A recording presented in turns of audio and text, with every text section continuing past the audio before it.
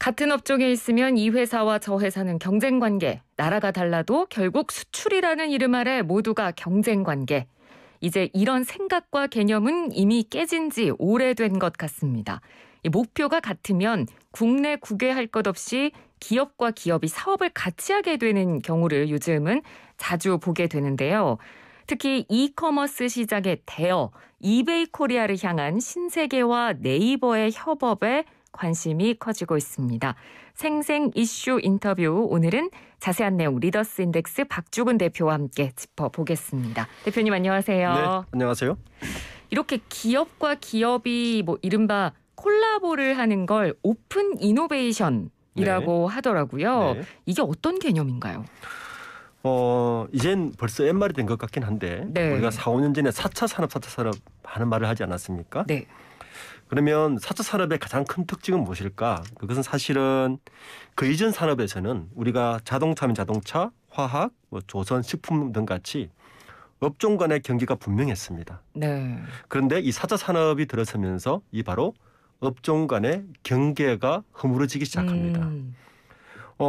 기존에는 자동차의 경쟁자는 자동차 산업이었죠. 네. 식품사는 식품이었고, 그렇지만 우리 잘 알듯이 애플이 자동차 산업을 시작했고, 아마존도 자동차다, 여러 가지 사업을 하지 않습니까? 그렇죠. 네, 이것처럼 산업 간의 경계가 허물어지면서 소위 합종 연행이 이제 발생하기 시작하는데, 현재 글로벌 많은 기업들은 이런 오픈 이노베이션을 통해서 새로운 생존 전략을 모색하게 되는 거죠.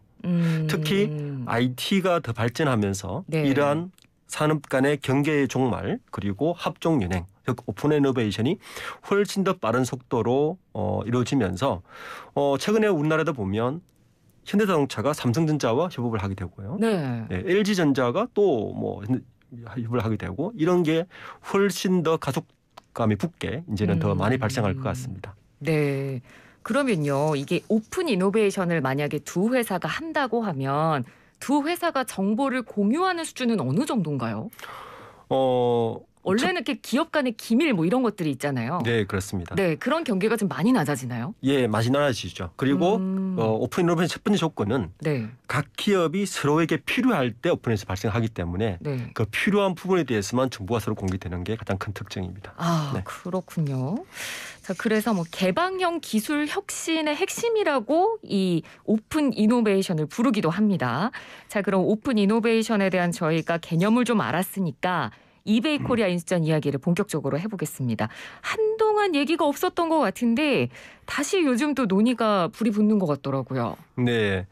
3월 달에 한번 이야기가 나왔다가 숏리스트라고 해서 한 3개 사업자가 붙는 듯 하다가 좀 수면 아래로 가라앉았다가 최근에 다시 이야기가 된 이유는 바로 그 네이버와 신세계가 이제 같이 연합해서 인수를 할 것이라는 게 뜨면서 새로 이제 다시 뉴스로 부각된 것 같습니다. 네. 원래 이베이 코리아는 우리가 잘 알듯이 G마켓이죠. G마켓, 옥션, G9 세 개를 가지고 있는데 현재 그 온라인 유통 시장에서 약 시장 점유율은 12.4% 정도를 가지고 있습니다. 이제 그 거래액은 약 20조 정도가 되거든요. 네. 그런데 이제 이게 원래 미국 이베이가 가지고 있다가 이베이 철수설이 사실은 작년부터 나왔었어요. 그러니까 원래 본격적으로 시장에 매물로 나온 것이고, 이 이베이 코리아를 이제 누가 인수할 것인가가 쇼니스트라고 3자가 등장을 했고, 3자는 신세계, 롯데 그리고 그 SK 11번가와 MBK 파트너스가 합한 이 세 개가 올라왔는데 이제 어제 뉴스에 네이버하고 신세계가 같이 연합해서 컨소시엄으로 이 이베이를 인수할 것이다라고 이제 지금 뉴스가 나온 상태입니다. 네, 그러니까 지금 말씀해주신 그 롯데랑 SK텔레콤, MBK 파트너스 이 세 개 업체는 일단 그러니까 예비 입찰은 들어가 있는 상태인 거죠? 그렇습니다. 네. 그런데 여기에 지금 신세계와 네이버가 등장을 했기 때문에 말씀해주신 대로 좀 뉴스가 됐는데 이 신세계와 네이버가 컨소시엄을 구성해서 이베이 코리아를 인수할 계획이다 이렇게 얘기가 나왔거든요. 네, 컨소시엄 구성은 어떤 건가요? 말 그대로 단독으로 하지 않고 비슷한 경쟁력을 가진 두 개 업체가 연합해서 네. 이것을 인수한다는 얘기인데 지금 얘기로는 신세계가 최대 주주가 되고 네이버가 2대 주주가 되는 방안이 가장 유력한 것 같습니다. 일단 두 회사는 뭐 아직 완전히 확정된 건 없다라고 이야기를 하고 있긴 한데 네. 이미 네이버와 신세계는 그 쿠팡이 미국 그 나스닥에 미국에 상장할 때 지난 3월에 2,500억 규모의 지분을 swap 맞교환을 이미 한 상태로 쿠팡에 대응하기 위해서 온 오프라인의 동맹을 맺은 사실이 있거든요. 네. 그러니까 이런 사실이 이번 이베이 코리아 인수에 두 기업이 컨소시엄을 했을 거라는 더 유력한 이제 증거로 나오고 있는 상태입니다. 네. 그러니까 뭐 신세계든 네이버든 독자적으로 뭔가 하기에는 양쪽 회사가 다 약간 자금이 부족하다고 보면 될까요? 자금적인 문제라기보다는 네. 이베이 코리아는 쿠팡은 우리가 잘 알듯이 온라인 마켓도 가지고 있지만 로켓 배송이라는 강력한 그 물류 시스템을 갖고 있지 않습니까? 네. 이베이 코리아는 온라인 마켓에서 유일하게 그 온라인 마켓만 가지고 있는 그런 거죠. 그래서 지금도 시장에서 가장 유력한 것은 이베이 코리아가 누구하고 손을 잡으면 좋으냐? 오프라인 유통을 가지고 있는 기업과 손을 잡는 게 가장 유리할 것이다라는 게 계속 흘러나온 이야기였는데 사실 네이버는 우리가 금색으로 시장으로 알고 있지만 코로나19로 인해서 국내에서 가장 강력한 온라인 유통 기업이 된 상태예요. 네. 그러니까 이 네이버가 현재 1위 온라인 유통 기업인데 이 네이버가 3위인 이베이 코리아까지 온라인으로 묶어버리고 이 두 개가 약점으로 가지고 있는 오프라인 유통까지 합치면 국내에 가장 큰 공룡 유통시장이 등장할 것이라는 것 때문에 시장에 가장 큰 충격을 주고 있는 거죠. 네. 근데 일단 두 회사는 모두 공식적인 입장은 아직 없고 확정된 거 없다. 이렇게 일단은 약간 긍정도 하지 않고 부정도 하지 않고 좀 이런 입장인데 충분히 가능성은 있는 시나리오죠. 그렇죠. 전제 아까 숏리스트에서 신세계 그리고 롯데 그리고 그 SK 11번가라고 한다면 사실은 이 세계 숏리스트에서 만약 네이버와 신세계가 같이 컨소시엄이 확정되어서 들어온다면 가장 강력한 후보가 되는 거죠. 왜냐하면 네이버는 가장 온라인 유통 시장에서 가장 큰 공룡이 되어 있지만 약점이 있거든요. 그게 뭐냐면 물류와 상품 구성 능력은 있지만 오프라인 플랫폼이 전혀 없습니다. 그렇죠. 반대로 신세계는 우리가 소위 말하는 석이라고 SSG라고 그 온라인으로 많은 투자를 해서 했지만 현재 시장 점유율이 겨우 2%에 불과하거든요. 그러니까 오프라인 유통의 한계를 이미 넘겨왔기 때문에 이 온라인 플랫폼을 같이 가지게 된다면 신세계의 오프라인과 네이버의 현재의 강력한 온라인이 합쳐진다면 굉장한 시너지가 있을 것이고요.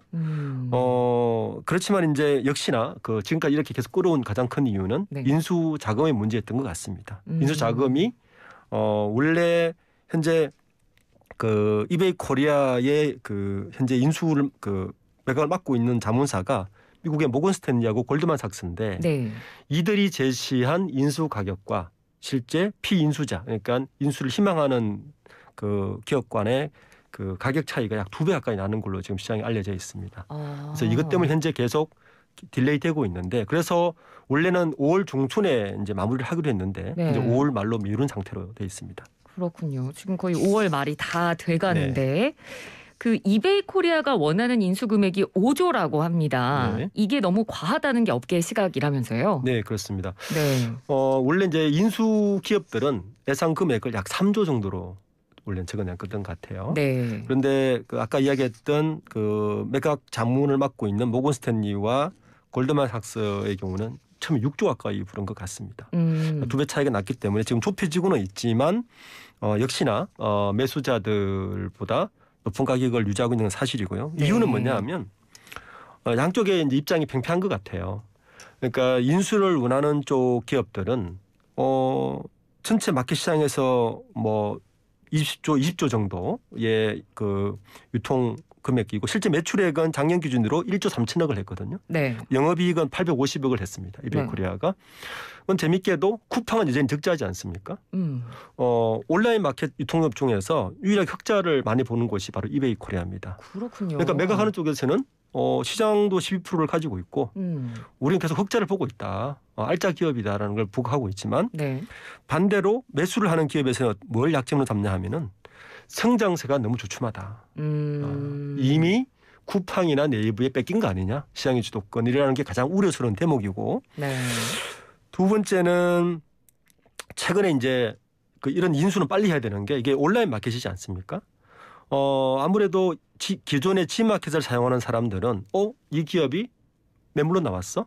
시장이 없어지면 빨리 이탈할 가망성이 큽니다. 맞습니다. 네. 네. 그래서 그런 염려 때문에 지금 매각 빨리 넣어줘야 되는데 이 두 가지 입장. 그러니까 이 기업은 계속 알짜 기업이라는 입장과 매수자 입장에서는 그 정도 외에는 큰 메리트가 없는 거 아니냐라는 정도가 입장이 좀 평평히 맞서고 있는 것 같습니다. 네, 뭐 소비자인 제 입장에서 보면 양쪽이 다 어느 정도 설득력이 있는 근거를 가지고 말은 하는 것 같은데 그러면 3조랑 5조는 사실 간극이 좀 크잖아요. 네. 어느 정도 협의점이 찾아지긴 할까요?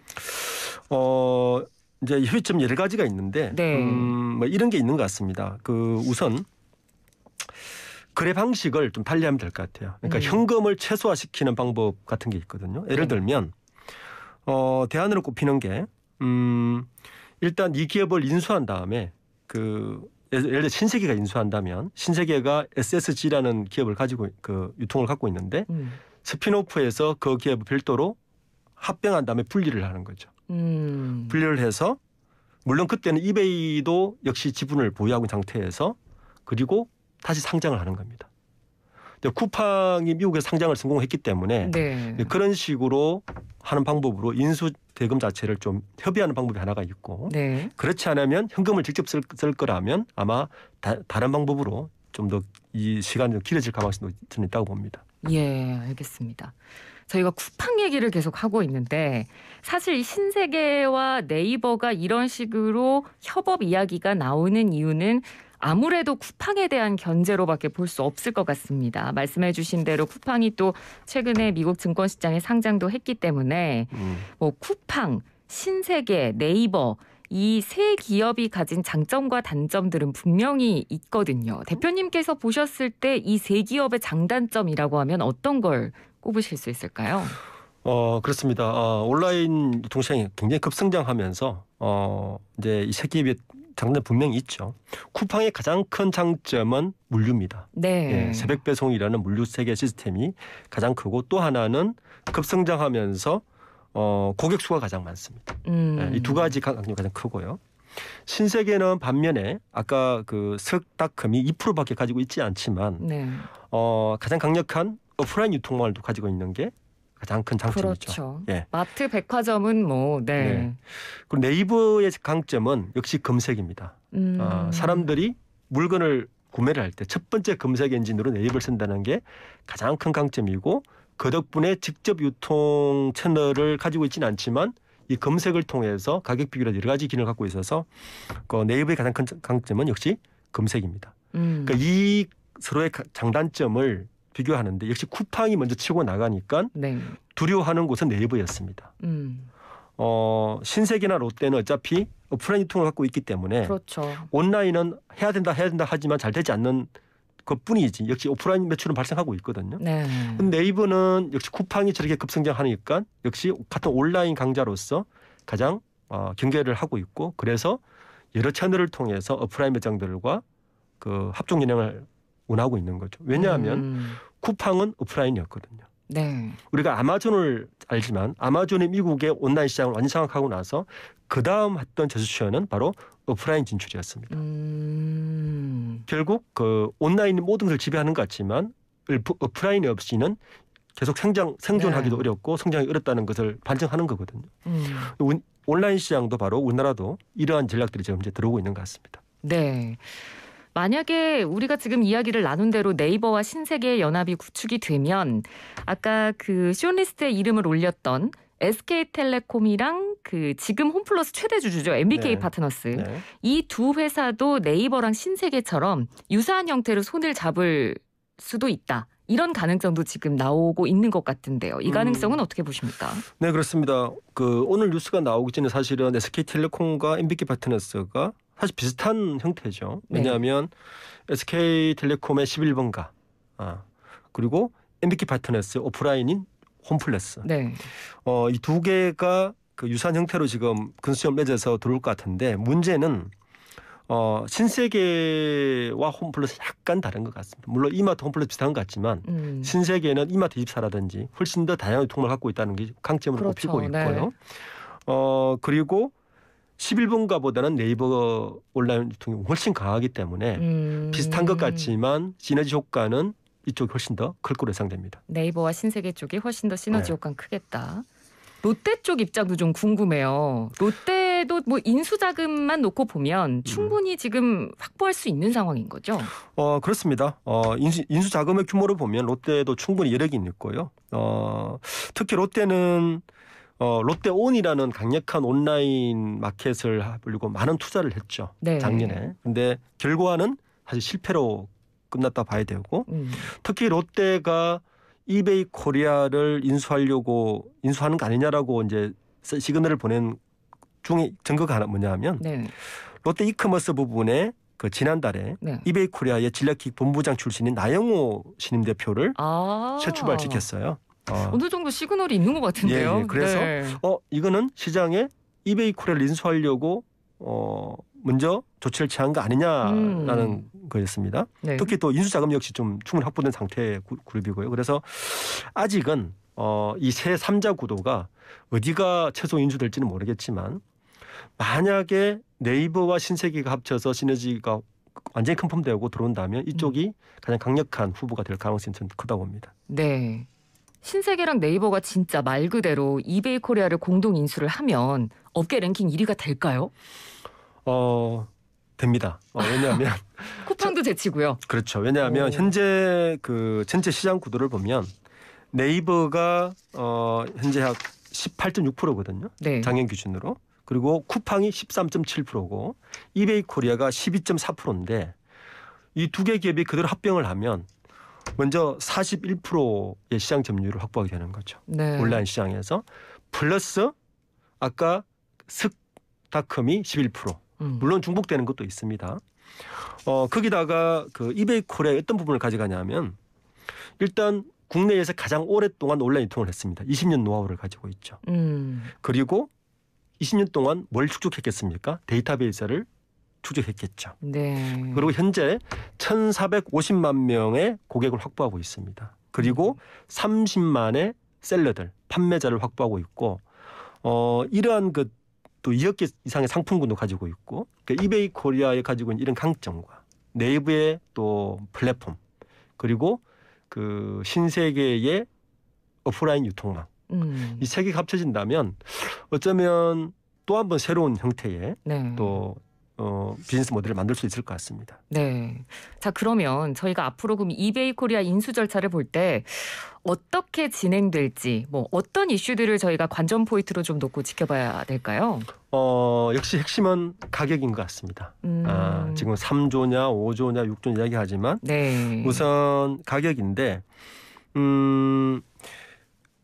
거의 20조 원 규모의 유통 금액이면 쿠팡이 23조거든요. 그러니까 쿠팡과 맞먹는데 이걸 어떻게 쿠팡은 미국 상장에서 엄청난 가치를 내지 않았습니까? 그러니까 이 가치를 어떻게 평가할까가 첫 번째 이제 관전 포인트고요. 두 번째는 아까도 말씀드렸지만 거래 방식인 것 같습니다.